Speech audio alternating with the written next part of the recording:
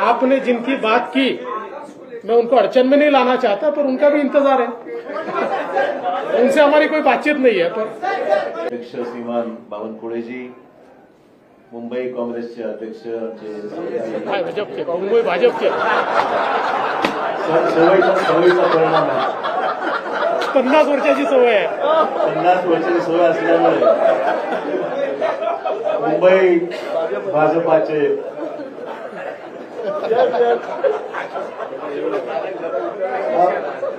पहिली press conference भाजपाच्या कार्यालयामध्ये होत आहे। तेवढं थोडंसं मला एक्सक्यूज करा, आज पहिलाच दिवस आहे, कालच राजीनामा दिल्यामुळे एकदम स्विच ओव्हर थोडासा, परंतु आमचे मित्र भाजपाचे मुंबईचे अध्यक्ष आशिष शेलारजी, खासदार प्रताप पाटील, आमचे पालकमंत्री गिरीश महाजन, लातूरचे आमचे खासदारजी, ज्यांनी आमचे या ठिकाणी उपस्थित असलेले अमर राजूरकरजी आणि सर्व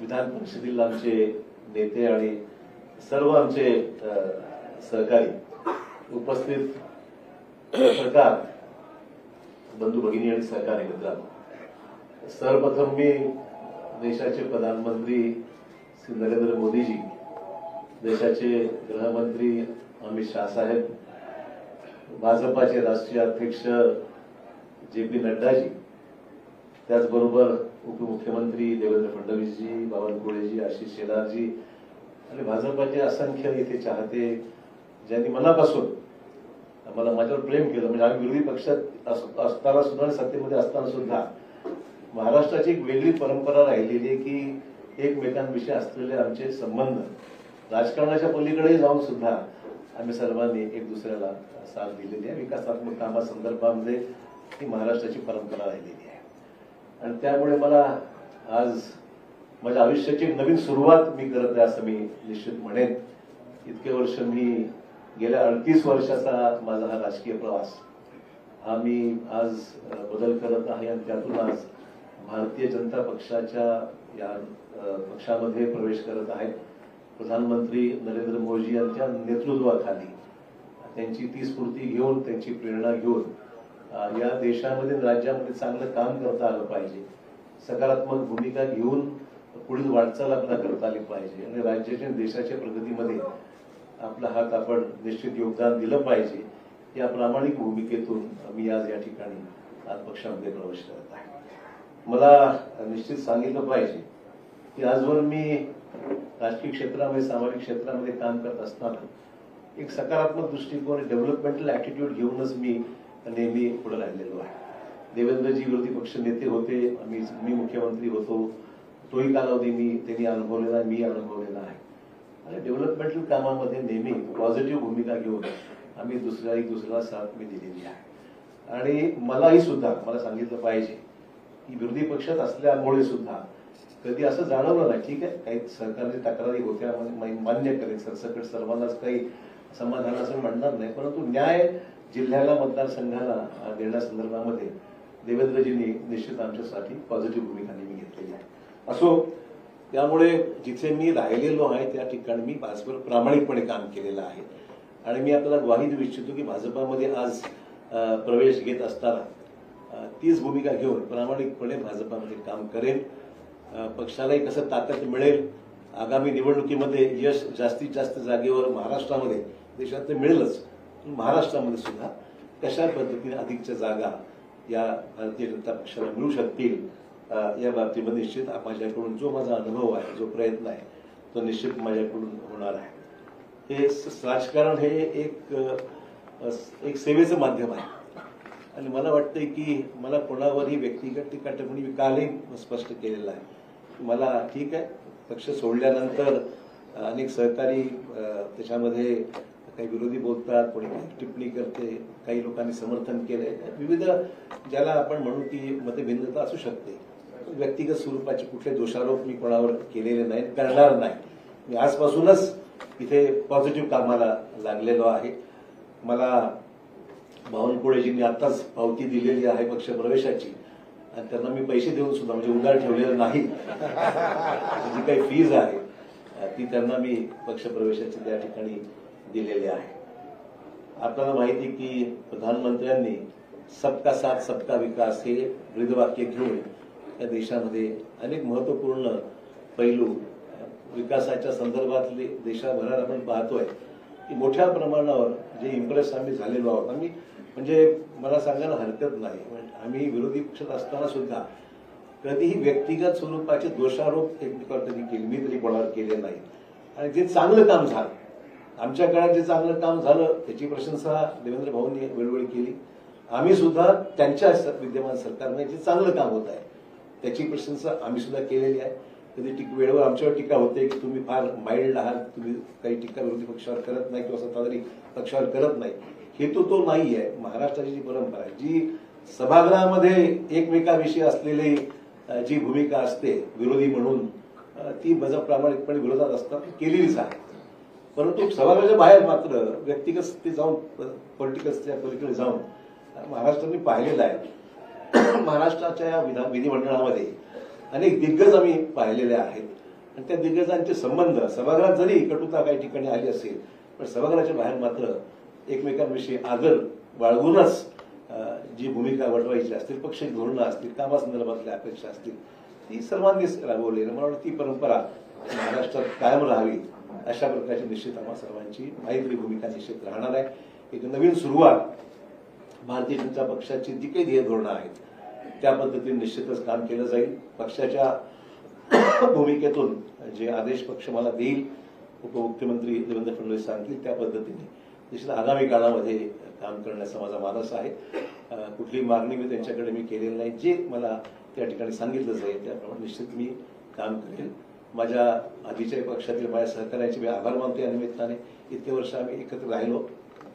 ठीक आहे, हा माझा व्यक्तिगत निर्णय होता, मला कोणी जाणून सांगितलं नाही आणि मी शेवटपर्यंत लोक म्हणतात कालपर्यंत तुम्ही पक्षाकडे तिथे बसला होता आणि अचानक तुम्ही स्विच ओव्हर झाला. म्हणलं शेवटच्या क्षणापर्यंत मी जिथं आहे त्याचं काम मी केलेलं आहे आणि आज जेव्हा तेव्हाच मी मग त्यानंतर माझी भूमिका मी या ठिकाणी स्पष्ट केली आहे. त्यामुळे मित्र बस एवढंच या निमित्ताने मला सांगायचं. मी अधिक काही याच्यावर आज तरी भाष्य करणार नाही. मी सुद्धा या पक्षात नवीनच आहे त्यामुळे सगळ्याच गोष्टीवर आज काही बोलण्यापेक्षा निश्चित योग्य वेळी मैं आज भारतीय जनता पार्टी में यहाँ पर मैंने प्रवेश लिया है और मैं आभार मानना चाहूंगा देश के प्रधानमंत्री श्री नरेंद्र मोदी जी का, फिर देश के सम्माननीय गृह मंत्री अमित भाई शाह जी का, राष्ट्रीय अध्यक्ष JP नड्डा जी का, देवेंद्र फडणवीस जी का, बावनकुळे जी का, आशीष शेलार जी का, सभी नेता जो मेरे साथ में बैठे हुए मेरे नांदेड़ से आए हुए हमारे सहयोगी अमर राजूरकर जो MLC रह चुके हैं वो भी आए हुए हैं, उनका भी प्रवेश आज हुआ है. मैं आभार मानूंगा भारतीय जनता पक्ष के नेतृत्व की. उन्होंने मुझे आज ये मौका भारतीय जनता पार्टी में आने न्योता दिया और काम करने की यहाँ पर मुझे यहाँ पर संधि दी है, एक मौका दिया है, उसलिए मैं उनका तहे दिल से शुक्रिया अदा करता हूँ.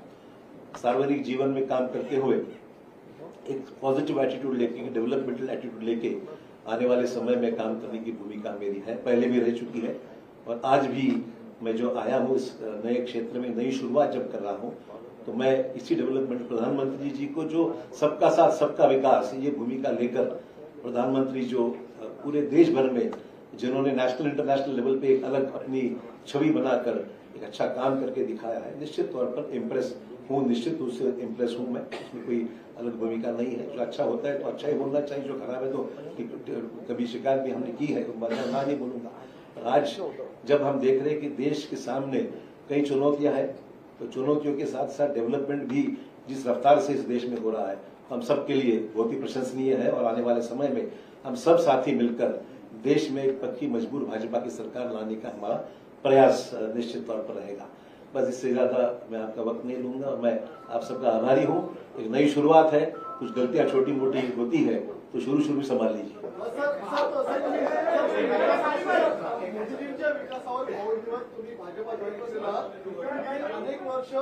अनेक वर्ष काँग्रेसमध्ये काम केलेलं आहे, अनेक आमदार ते देखील मोदींच्या विकासावर या ठिकाणी इम्प्रेस झाले असतील, तुमचे सहकारी असतील ते सुद्धा भाजपा जॉईन करणार आहेत का? मला मुद्दाम सांगितलं पाहिजे, मी कोणालाही, हा माझा व्यक्तिगत डिसिजन होता, मी कोणालाही आमंत्रित किंवा निमंत्रित केलं नाही. बाकीचा विषय देवेंद्रजी आणि ते पाहतील काय करायचं. मी काही त्याच्यामध्ये खरं सांगतो.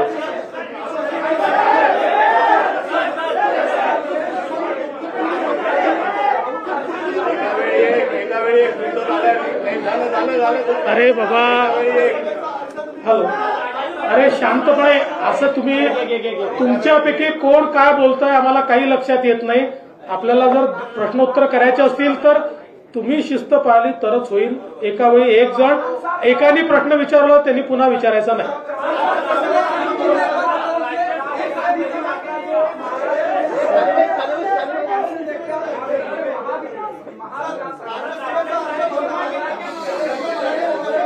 राज्यसभेचा अर्ज भरणार आहेत.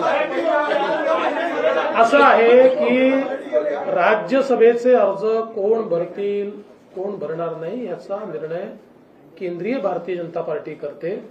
केंद्रीय भारतीय जनता पार्टी राज्यसभेच्या आमच्या उमेदवारांची घोषणा करेल.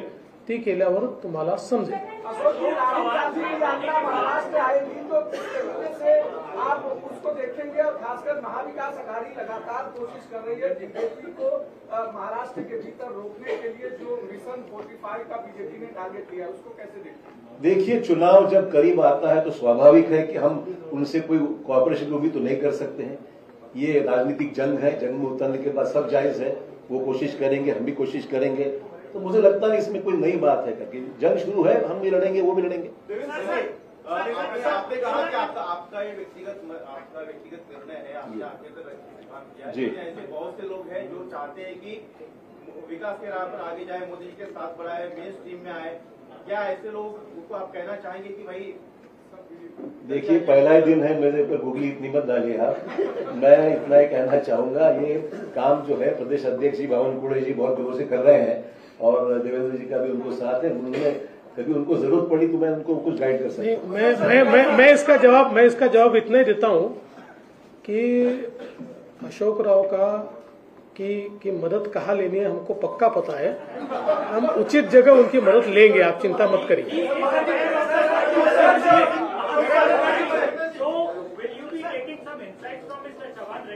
100%. देखिए, उनका केवल महाविकास आघाड़ी ने उनका एक प्रदीर्घ अनुभव रहा है, तो उनके अनुभव का यानी पॉलिटिकल अनुभव का भी और एडमिनिस्ट्रेटिव अनुभव का भी फायदा लेंगे ही.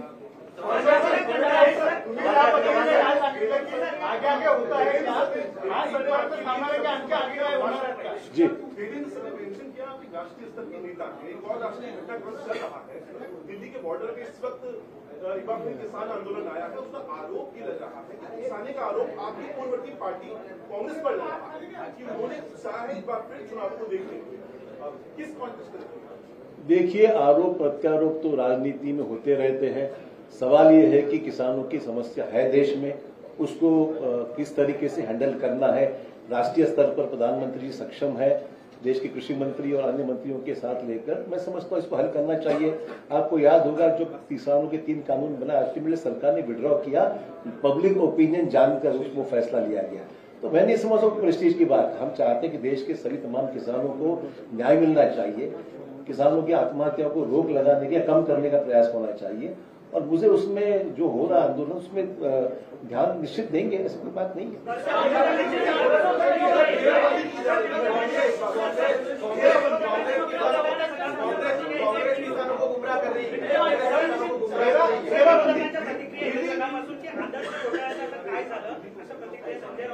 हा उशीर आला प्रश्न, पहिलाच यायला पाहिजे. असं आहे काय? अरे भाई, जवाब तो सुनो यार. आप एक आदमी प्रश्न पूछते और जवाब भी सुनते नहीं हो. असं आहे, हा प्रश्न हायकोर्टामध्ये आमच्या बाजूने निकाल लागलेला आहे. अपीलमध्ये काही एजन्सीज गेलेल्या आहेत. ठीक आहे, लिगल प्रोसेस जी आहे ती फॉलो होईल. पण हा एक राजनीतिक ऍक्सिडेंट म्हणावा लागेल, मला एवढंच म्हणायचं आहे. आणि I face enough of that. मला वाटतं की फार काही चिंतेचा विषय वाटत नाही.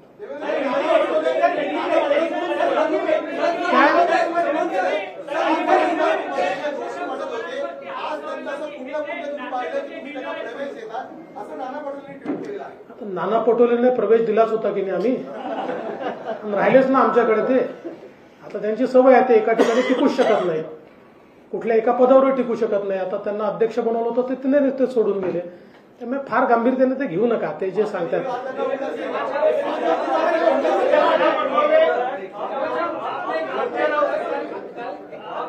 पहले तक कांग्रेस में नई बैठक में हिस्सा लिया था, उसके बाद अगले दिन क्या ये रातों रात लिया गया फैसला? नहीं, जरूरी नहीं ऐसा है कि सोच विचार तो चल ही रहा था और मैं देख रहा था अच्छा मुहूर्त है आज का, तो निकल दिया उसमें. ऐसा कोई जरूरी नहीं कि कोई चीज को कोई रीजन देना चाहिए. जी फिर आपने बीजेपी में प्रवेश करने का फैसला लिया जी तो जो अचानक से इतना सब बड़ा कर लेना जी. इतना कठिन है आसान है. और दूसरा चीज कांग्रेस वाले कह रहे हैं कि पार्टी ने इतना सब कुछ दिया, सब कुछ बनाया, उसके बावजूद आप पार्टी को जा रहे हैं, तो ये विश्वासघात है पार्टी. देखिए, मैं ये दो चीजों के लिए अलग जवाब देना चाहूंगा. सबसे पहले तो ये फैसला आसान नहीं था, बिल्कुल कहूंगा. It was a total switch over, change over, और ये करने के लिए काफी विचार विमर्श करना पड़ा. ये मैं